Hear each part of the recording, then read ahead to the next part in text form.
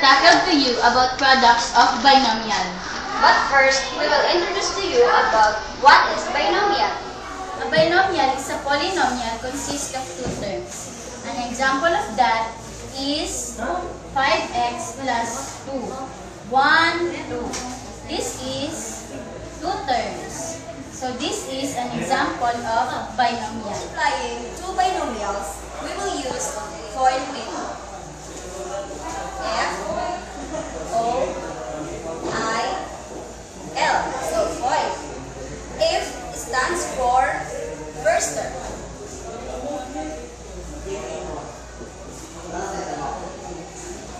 And O stands for outer. And I stands for inner. And the last L stands for last term. Here's how we solve products of binomial. Example: 4x plus 6 times the quantity of x plus 6. This is an example of two binomials. To solve this, we will use the FOIL method. First, we will multiply the first terms. 4x times 6 is equals to 4x squared. Next, we will multiply the outer terms. 4x times 6 is equals to 24x. Next, we will multiply the inner terms. 6 times x is equals to 6x. And last, we will multiply the last terms. 6 times 6 is equals to 36. After that, we will add these answers.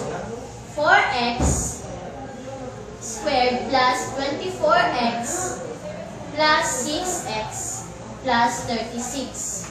As you can see, this still can be simplified. So our final for this equation is 4x squared plus 24 plus 6 is equals to 32x plus 36. So this is now our final answer. The FOIL method is not too difficult to learn. Once you remember what it stands for, just repeat first, outside, inside, and last, and you will remember it. Other than that, it's just a matter of multiplying each of the steps and adding everything together.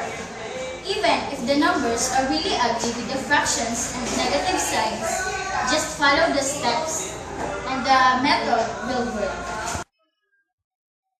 Note: FOIL means first terms, outer terms, inner terms, and last terms.